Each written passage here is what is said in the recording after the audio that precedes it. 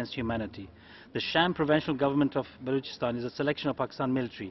Thus, the armed forces enjoy complete impunity. Mr. Vice President, Pakistani military continues its notorious policies in Balochistan.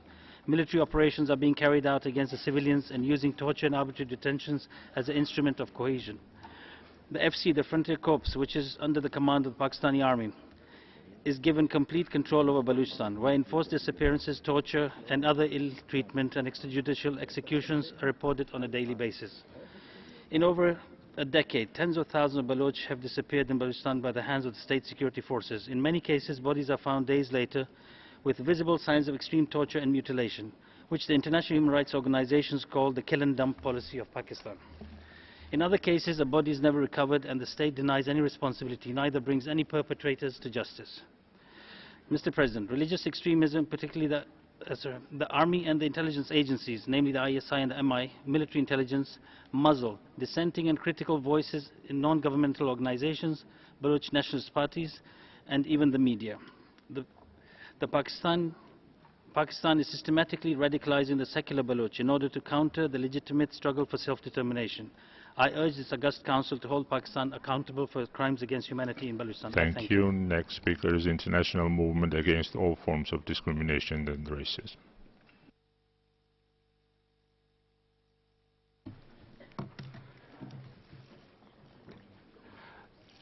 Thank you, Mr. President. Haisai Chuganabira. I'm Hiroji Yamashiro. I lead the peaceful protest movement against human rights violation by the U.S. military bases in Okinawa, Japan.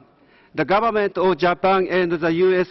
are building military bases in Okinawa despite the strong opposition from Okinawan people. Civilians are protesting the militarization every day. The government of Japan dispatched large police forces in Okinawa to oppress and violently remove those people.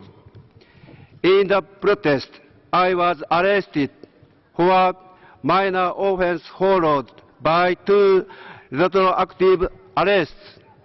I was detained for 5 months. I was not allowed to see anyone except lawyers, not even my family. I was forced to confess and give up that protest activity. These are clear human rights violations by the authorities. However, I and Okinawan people will never bow to oppression. I demand the government of Japan to stop human rights violation and respect that Okinawan people's will against... Thank you, sir, for a statement. Next speaker is Hiam Rehabilitation Center for Victims of Torture.